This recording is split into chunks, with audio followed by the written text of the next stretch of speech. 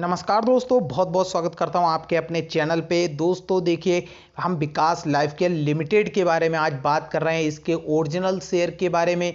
और इसको लेकर के आपके मन में जो सवाल होंगे वो उनके डाउट खत्म हो जाएंगे, क्योंकि ये जो आरईज के द्वारा पैसा रेज कर रहे हैं 49 पॉइंट कुछ करोड़ रुपए, लगभग आप मान के चल सकते हैं 50 करोड़ रुपए का फंड है। उसको ये कहां पर इस्तेमाल करने वाले हैं, क्योंकि ये एफएमसीजी के सेक्टर में अब कंपनी आ चुकी है। तो क्या क्या ये खरीदने वाले हैं, इसकी जानकारी आपको यहां पर मिलने वाली है। दोस्तों अगर वीडियो थोड़ा लेट है तो उसके लिए माफ़ी चाहूँगा दोस्तों, लेकिन आपके लिए यहां पर एकदम एक्यूरेट और सटीक जानकारी मिलने वाली है दोस्तों। और दोस्तों यहां पे अगर आप देखें विकास लाइफ केयर के शेयर में, तो पिछले एक मंथ के चार्ट में आपको विकास लाइफ केयर इसी प्राइस रेंज पे आपको ट्रेड करते हुए दिखाई दे रहा है। यहाँ से आपको बार बार गिरावट देखने के लिए मिल जाती है, लेकिन पिछले कुछ दिनों के आप चार्ट पैटर्न में देखेंगे तो आपको शेयर लगातार अपर और लोअर सर्किट में जाते हुए नहीं दिखा है, जो कि एक अच्छा पॉजिटिव साइन है इस शेयर्स के लिए। क्योंकि अगर जब भी शेयर लगातार अपर सर्किट या फिर लोअर सर्किट में आता है तो वहाँ पर इन्वेस्टर पूरी तरह से फंस जाते हैं। अगर कंपनी की यहाँ पर देखें तो मार्केट कैप आपको 301 करोड़ का देखने के लिए मिल रहा है। वहीं पी रेशियो की बात करें तो वो बहुत ही ज़्यादा हाई लेवल पे है, जो कि 6632 के पी पे। उसके पीछे कारण क्या है?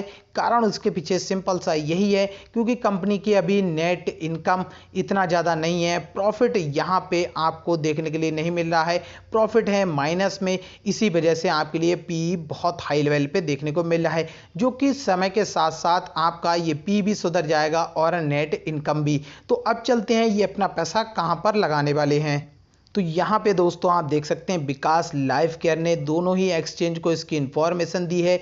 इन्होंने दो लोगों को अपॉइंट किया है सीओओ और सीटीओ के लिए, फॉर एफएमसीजी डिवीजन के लिए, जिसके लिए आप पैसा इस कंपनी को दे रहे हैं इस समय राइट इशू के द्वारा, जो कि आज आपके लिए यहाँ पे देखने को मिल रहा है। ये पैसा अपना कहाँ पर लगाने वाले हैं, तो ये बोल रहे हैं कि हमें आपको बताते हुए बहुत ही ज़्यादा खुशी हो रही है कि हमने दो लोगों को पहचान कर ली है जो कि क्वालिफाइड है इस काम के लिए, डोमेन की नॉलेज है, रिच एक्सपीरियंस है इस सेक्टर का, और सुटेबल उनका रिकॉर्ड भी है कंपनी को आगे की तरफ ले जाने में। तो इसी वजह से इन्होंने अपॉइंट किया है सीओओ और सीटीओ के लिए। तो सीईओ हैं अनिकेत गुप्ता और सीटीओ हैं आपके अनिल कुमार देसवाल, जिन्हें काफ़ी अच्छा एक्सपीरियंस है और बड़ी बड़ी कंपनियों को इन्होंने चलाया है। तो उस वजह से आपके लिए एक पॉजिटिव साइन बनता हुआ नजर आया है। अब यहाँ पर देखिए 50 करोड़ रुपए कहाँ पर लगाने वाले हैं।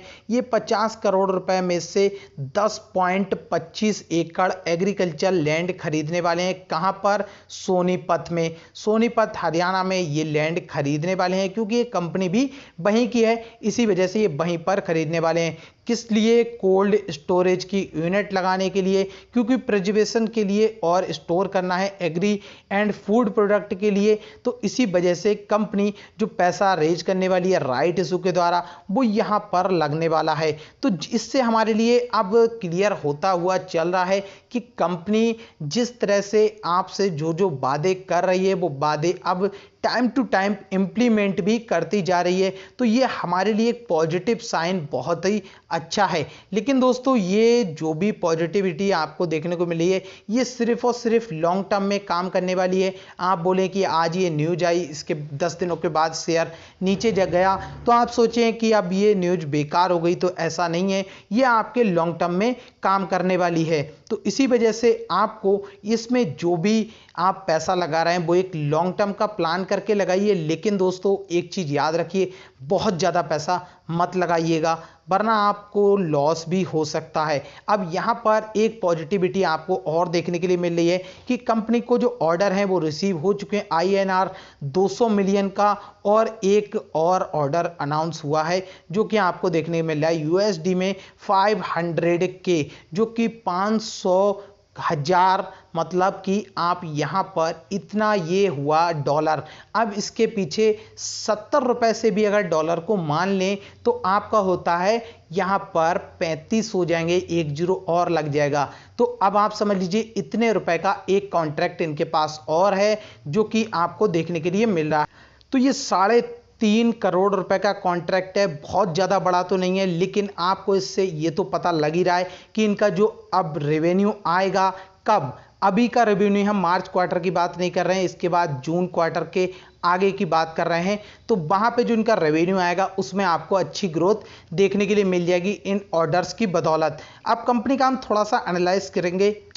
तो दोस्तों आप यहां पर देख सकते हैं जो इनका लास्ट क्वार्टर का रिजल्ट था दिसंबर क्वार्टर का, वहां पे आपको जो एक चीज़ देखने को मिलती है कि अपने ऑपरेटिंग इनकम जो इनकी है वो निगेटिव में है। और यही चीज़ कंपनियों के लिए सबसे ज़्यादा नुकसानदेह चीज़ होती है, जहां पर आप अपने ऑपरेशन के द्वारा अगर पैसा पॉजिटिव में नहीं बना पा रहे हैं तो आपकी कंपनी इसका मतलब बहुत ही ज़्यादा गलत रास्ते पर चल रही है। इसी वजह से इन्होंने डिसीजन लिया उस क्षेत्र से निकल के सीधे FMCG में जाने का। अब यहाँ अगर हम इसके मैक्सिमम चार्ट पे चलते हैं तो मैक्सिमम चार्ट पे आपको देखने को मिलेगा जो ये 20 रुपीस के लेवल पे जितने भी हमारे भाई फंसे हुए होंगे वो सबसे ज़्यादा इंतजार कर रहे होंगे इस शेयर से निकलने का, कि कब ये शेयर ऊपर की तरफ जाए और मैं यहाँ से अपना पैसा निकाल के बस किसी अच्छे स्टॉक में पैसा लगाऊं। तो दोस्तों एक चीज़ आप इसीलिए हमेशा याद कीजिए। अब देखिए इनका राइट इशू का जो अभी इंटाइटलमेंट चल रहा है, उसके शेयरों की ट्रेडिंग चल रही है, वहां पर भी बहुत से लोग अपना पैसा इसी तरह से अब गंवाने वाले हैं, क्योंकि शायद से उन्होंने सही से इन चीज़ों को पढ़ा नहीं है या फिर समझा नहीं है। जैसा कि मान लीजिए राइट इशू की बात करें आज के दिन में, तो अभी हम चार्ट पैटर्न पे देख लेते हैं। तो यहाँ पे आपको देखने के लिए मिला है विकास लाइफ केयर राइट इशू, जो कि आज आपके लिए गिरावट में ओपन हुआ है। और अब इस शेयर में आप अगर कर रहे हैं बाय, तो आज के दिन अगर आप बाय करते हैं तो आज है आज फ्राइडे, तो फ्राइडे में आपकी टी होल्डिंग होती है और उसके बाद आपके लिए 2 दिन और चाहिए। मार्केट ओपन होगा मंडे को, मतलब कि 7 तारीख को। तो अब आप अगर आज के दिन इसको बाय कर लेते हैं सेल करने के प्लान से, तो आप समझ सकते हैं कि सेल नहीं कर पाएंगे। तो यही चीजें हैं कुछ कॉमन सी जो बातें मैं आपको शुरू से समझाते हुए आ रहा हूं, शायद से आपको नहीं क्लियर हुई हैं, इस वजह से आप अपना बड़ा लॉस करने वाले हैं। क्योंकि अगर आपने आज कर लिया इन्हें बाय किसी भी प्राइस पे, तो वो पैसे आपके पूरी तरह से सिर्फ और सिर्फ फंसने वाले हैं, क्योंकि आपके पास फिर एक ही ऑप्शन बचने वाला है, वो है अप्लाई करने का। और अप्लाई करने का मतलब है आप ले रहे हैं महंगे प्राइस पर एक सस्ते शेयर को। तो यही चीजें आपको कराती हैं मार्केट में लॉस। तो इसीलिए मार्केट में आपको जल्दबाजी नहीं करनी चाहिए, जल्दी में कोई भी फैसला